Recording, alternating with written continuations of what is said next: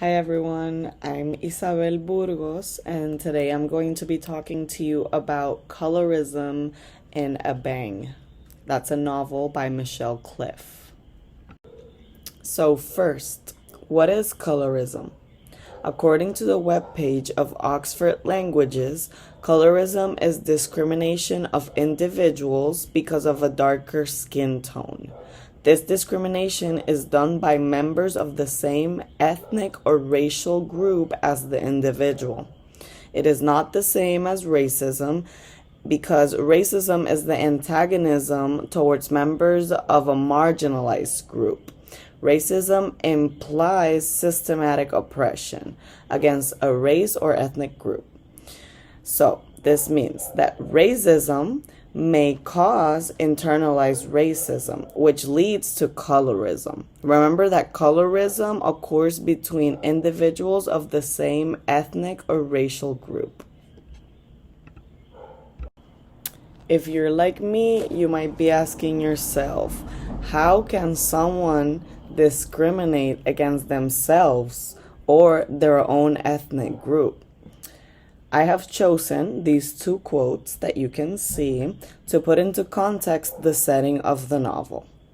The first one, the population of the island was primarily black, overwhelmingly, some sources said, with gradations of shading reaching into the top strata of the society. The second quote, there was no cash compensation for the people who had labored under slavery. No tracts of land for them to farm, no employment for the most part, no literacy programs, no money to book passage back to Africa. Their enslavement had become an inconvenience, and now it was removed. All the forces which worked to keep these people slaves now worked to keep them poor, and poor most of them remained. These quotes help to better understand how someone can end up discriminating against another person that is similar to them. In 1950s Jamaica, which is the setting of Abeng, most Jamaicans have an African ascendance. This is true today still. However, former enslaved people were met with a lack of opportunities to increase their quality of life, so most of them were poor and their children too. This fact explains, in a way, why being black was related to a negative outlook on life. Black was equal to poor, black was equal to slave. People did not want to be related to anything black, yet they were black. Okay, so here I'm presenting a quote, which I will read. Because of the family name and general coloration, their arrogance was still a force, a power once specific, now abstract. If the conversation turned to the naughty hair of a first cousin, it would be switched to the savage ancestor who had been the first person to publicly praise Paradise Lost. If the too dark skin of a newborn baby was in question, it would be countered with the life of a savage who had done his duty on board the HMS Victory with Nelson.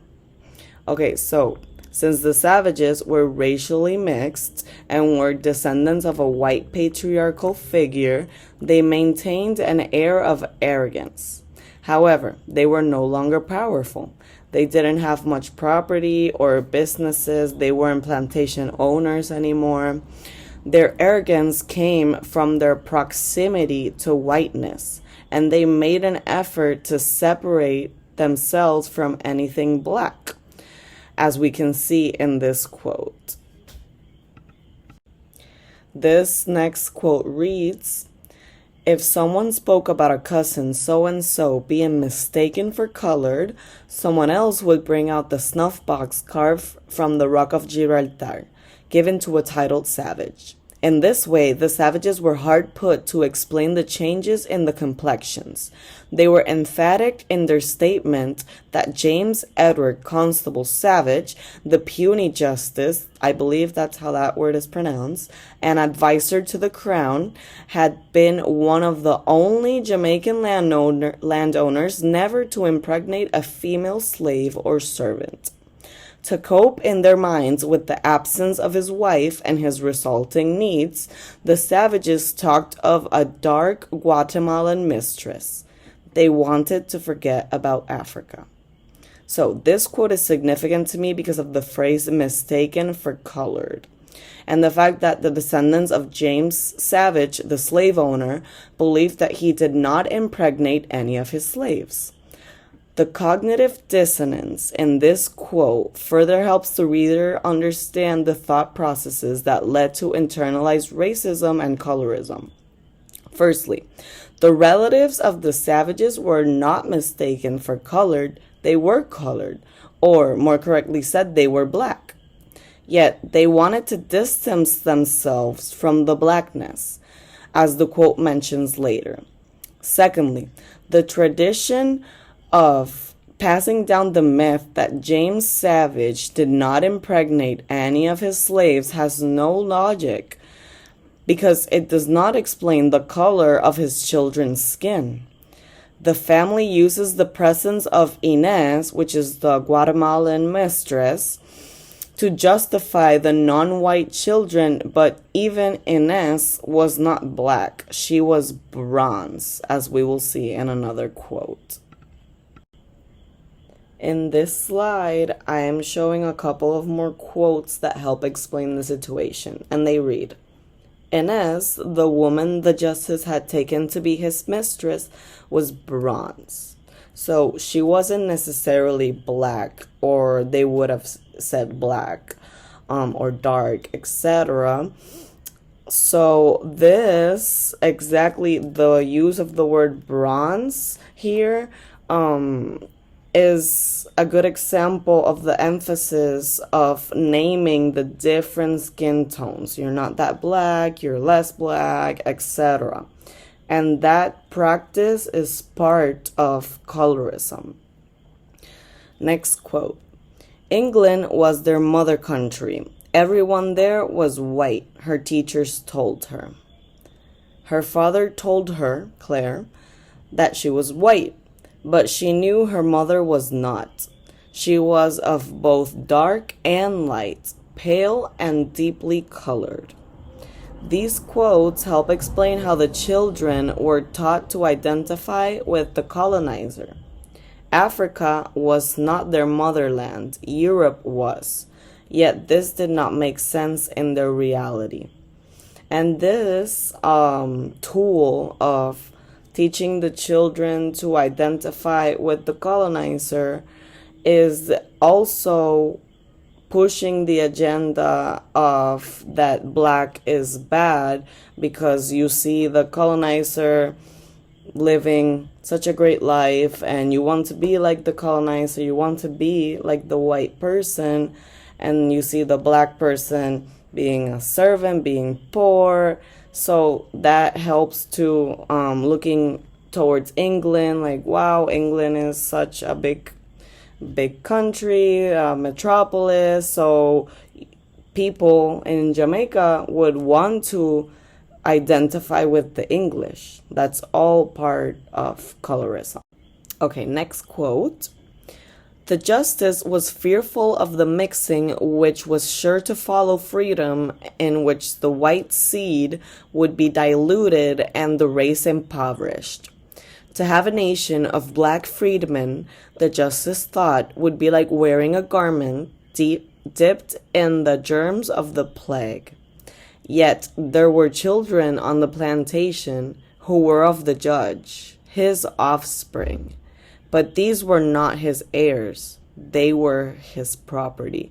And he had sent children like these to the slave market in Kingston more than once.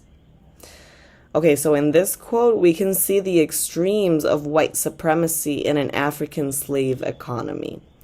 James Savage, the justice, feared the mixing of the races, in which he participated fervently in, because it would impoverish the white race. Once again, blackness is seen as a negative trait. Yet we know now that the negative traits are not innate to the black race. They are socially imposed, as we saw in the second quote. The justice's racism was so strong that he even saw his black children as property, and he would sell them off to someone to be someone else's slave. Wow. In a sense, James Savage saw the mixing of the races as leading to an impoverished white race, because the result of being black was being a slave or simply being poor during that time. So to kind of conclude and bring everything together, throughout the quotes and while reading the novel, of course, we have seen how colorism results from the belief that anything black has a negative connotation. So that's the original thought. Black is bad, and that's where colorism grows from that. Today we see this in the discourse brought up by groups that believe in white supremacy, wherein they express that the white race is superior to all other races. In this sense, people of color have internalized these beliefs and want to stray away from any ancestry that is not white or European. So that is how colorism occurs, because of this internalized racism. Okay, that's been my presentation on colorism in the novel Abeng. Thank you so much for your time. Thank you for listening to me and the quotes that I've selected. And I hope everyone has a nice winter in Puerto Rico, but all the holidays that we celebrate during this period of the year. Thank you.